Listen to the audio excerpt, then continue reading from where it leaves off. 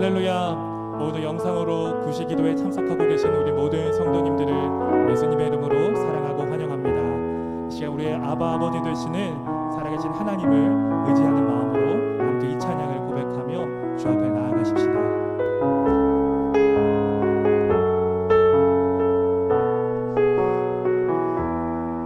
우리 함께 고백할까요? 아바 아버지, 아바 아버지, 나를 안으시고 바라보시는 아바 아버지, 아바 아버지, 아바 아버지, 나를 도우시고 힘주시는 아버지. 한 번 더 고백합니다. 아바 아버지, 아바 아버지, 아바 아버지, 나를 안으시고 바라보시는 아바 아버지, 아바 아버지, 아바 아버지, 나를 도우시고 힘주시는 아버지. 주는 내 맘을 고치시고 볼 수 없는 상처 만지시네.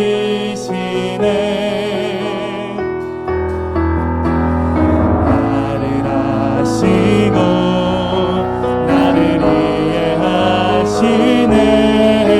내 영혼 새롭게 채우. 우리 마지막으로 고백하겠습니다. 주는 내 맘을 고치시고 볼 수 없는 상처 만지시네.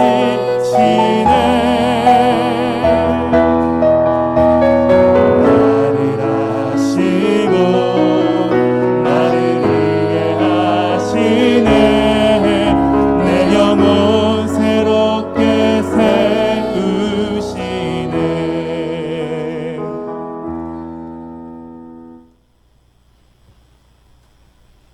호세아서 14장 1절에서 3절 말씀.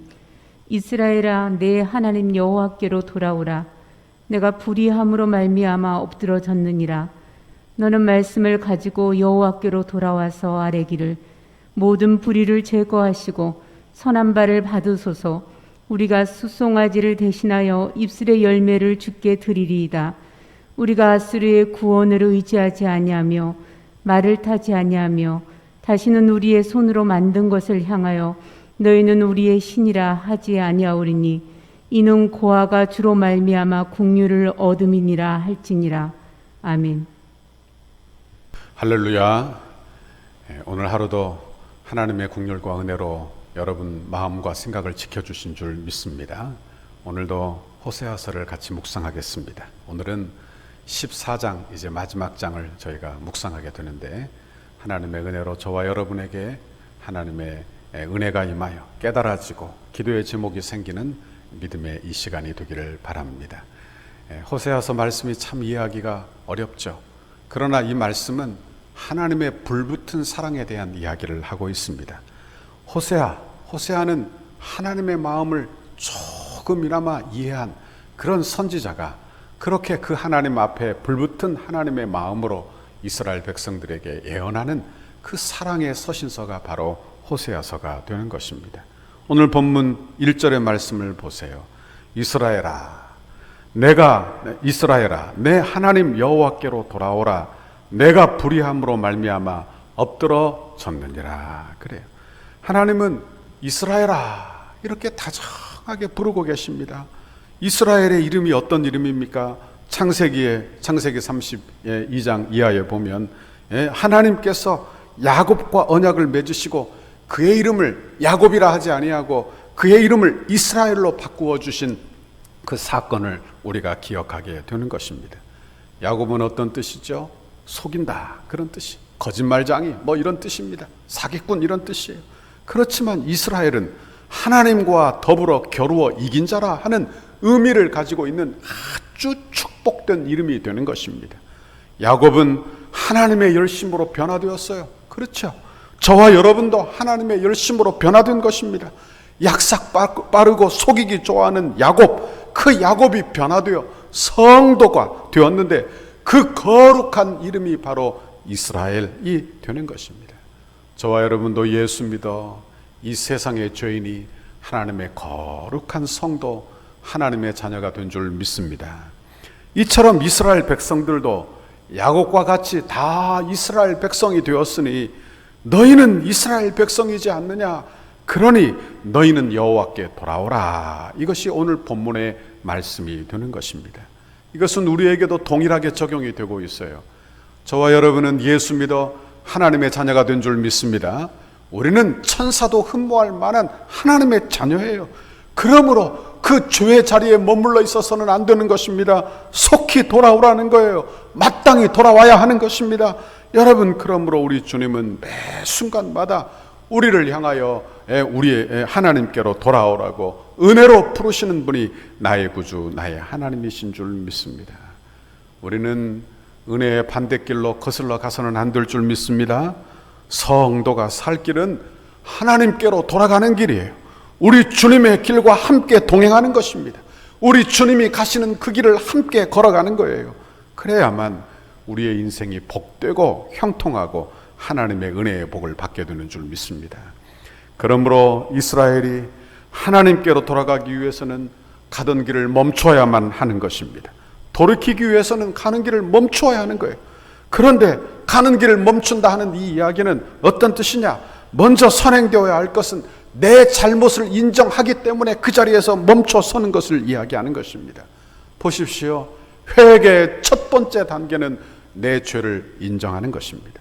내가 얼마나 부패한 인간인지, 내가 얼마나 타락한 인간인지, 내가 행한 모든 행위가 얼마나 타락하고 하나님 마음을 아프게 했는지 그 사실을 인정하는 거예요.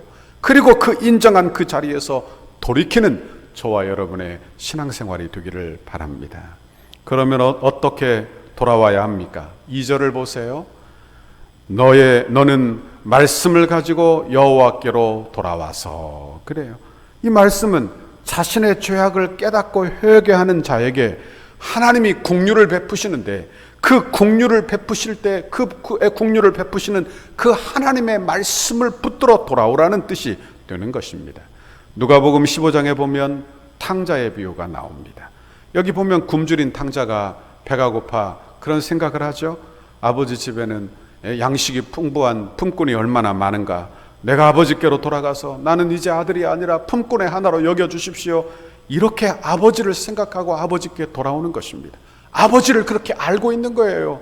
여러분, 그 알므로 아버지께 돌아와 아버지께 고백하는 것입니다. 내가 하늘과 아버지께 죄를 지었습니다. 그리고 나를 아들이라 부르지 말고 품꾼의 하나로 여겨주십시오.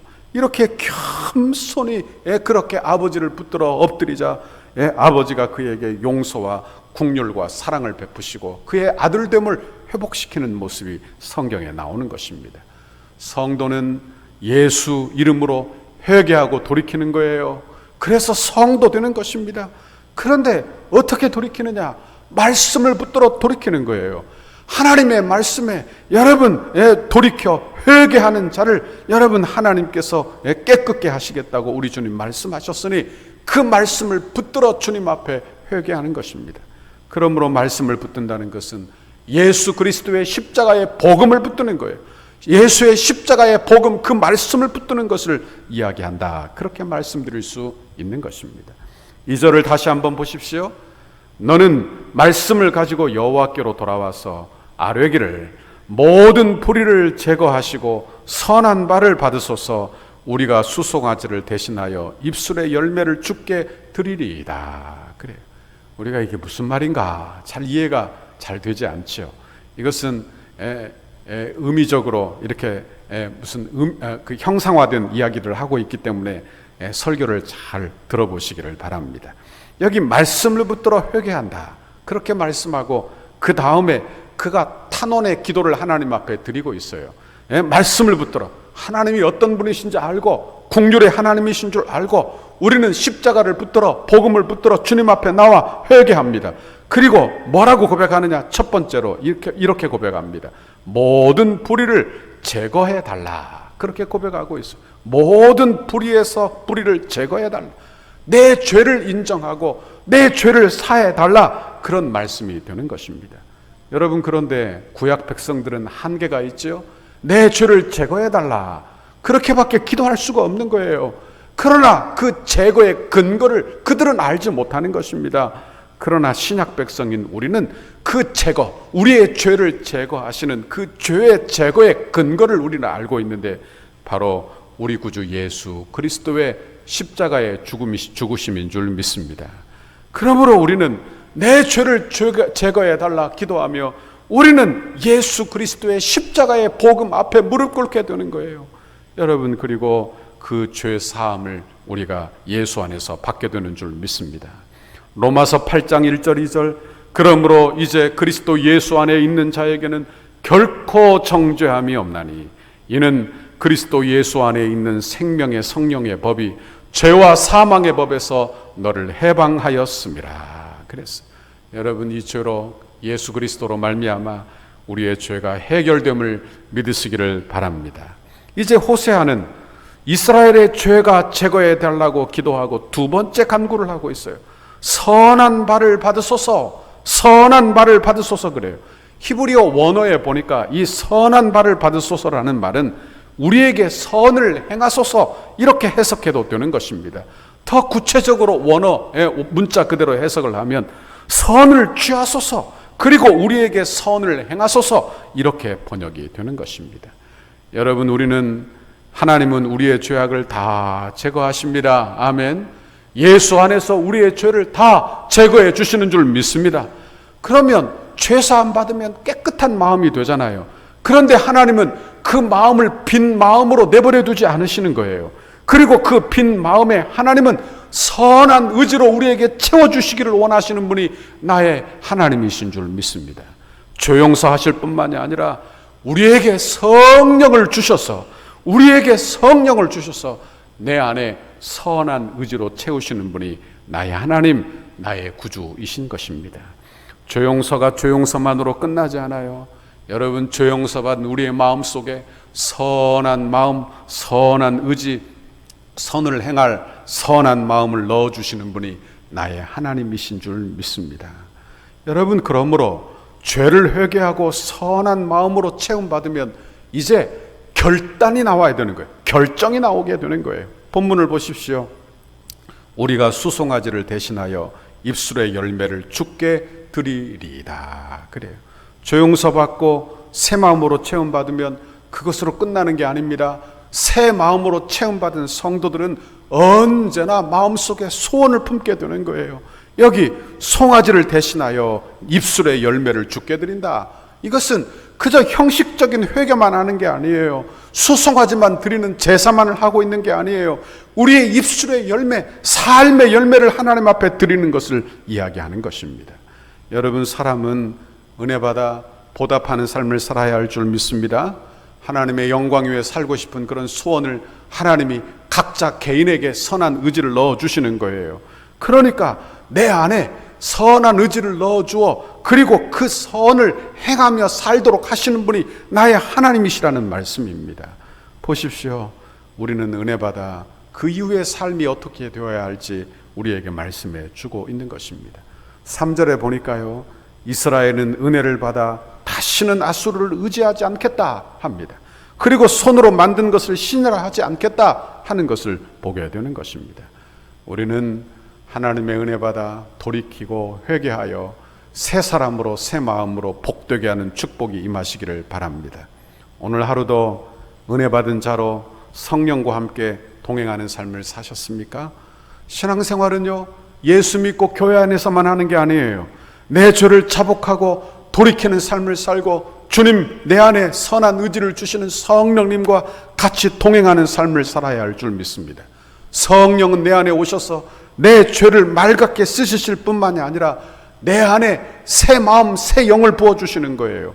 그리고 그 마음을 붙들어 사는 것이 우리의 신앙생활이 되는 것입니다. 죄악이 내 마음을 주관하지 않도록, 어두운 마음이 나를 따라 살지 않도록, 내 인생의 주인 되지 않도록 내 안에 새 마음을 주시도록 여러분 그렇게 믿음으로 사는 저와 여러분의 신앙생활이 다 되기를 바랍니다. 오늘 호세아서를 묵상하면서 돌이키기를 원하시는 주의 음성을 듣기를 바랍니다. 여러분 주의 음성을 들으면 속히 돌이키세요. 속히 돌이키세요. 내게 주신 새 마음이 있다면 그 마음을 절대로 외면하지 말기를 바랍니다. 내 안에 조금이라도 선한 마음을 하나님이 주시면 그 마음을 복되게 하세요. 그 마음을 딱 붙드세요. 그러면 하나님과 동행하는 삶을 살게 되는 줄 믿습니다. 이 삶을 살아 하나님을 영화롭게 하는 저와 여러분의 신앙생활이 되기를 바랍니다. 원하기는 이번 한 주간도 이런 믿음으로 살고 내일도 이렇게 주님과 동행하는 귀한 삶, 복된 삶 살기를 주님의 이름으로 축원합니다. 같이 기도하겠습니다. 사랑의 하나님, 고맙고 감사합니다. 오늘 하나님의 귀한 말씀 우리에게 들려주시며 우리로 속히 돌이키라고, 우리에게 주신 새 마음을 늘 복되게 하며 살라고 우리에게 말씀해 주시오니 감사합니다. 원하고 바라옵기는 그 마음을 복되게 하여 우리 주님을 영화롭게 하는 우리의 신앙생활이 다 되도록 주여 복내려 주옵소서. 감사합니다. 예수님 이름으로 기도하옵나이다. 아멘. 하늘에 계신 우리 아버지여, 이름이 거룩히 여김을 받으시오며 나라의 임하옵시며 뜻이 하늘에서 이룬 것 같이 땅에서도 이루어지이다. 오늘날 우리에게 일용할 양식을 주옵시고 우리가 우리에게 죄 지은 자를 사하여 준 것 같이 우리 죄를 사하여 주옵시고 우리를 시험에 들게 하지 마옵시고 다만 악에서 구하옵소서. 대개 나라와 권세와 영광이 아버지께 영원히 있사옵나이다. 아멘.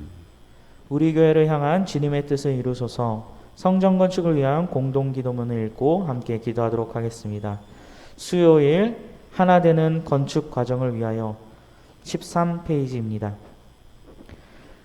설계를 통하여 표현된 상징성, 기능성, 견고성, 미래성이 은혜롭게 건축되어 덕소교회의 건축이 시대를 대표하는 건축이 되게 하옵소서. 하나님께서 지혜를 주시고 재능을 주셔서 설계사의 도면 그대로 정확하고 세밀하게 시공되게 하옵소서. 시공사와 건축위원회 사이에 원활한 소통이 이루어지게 하시고 교회 건축의 모범이 되는 건축 과정이 되게 하옵소서.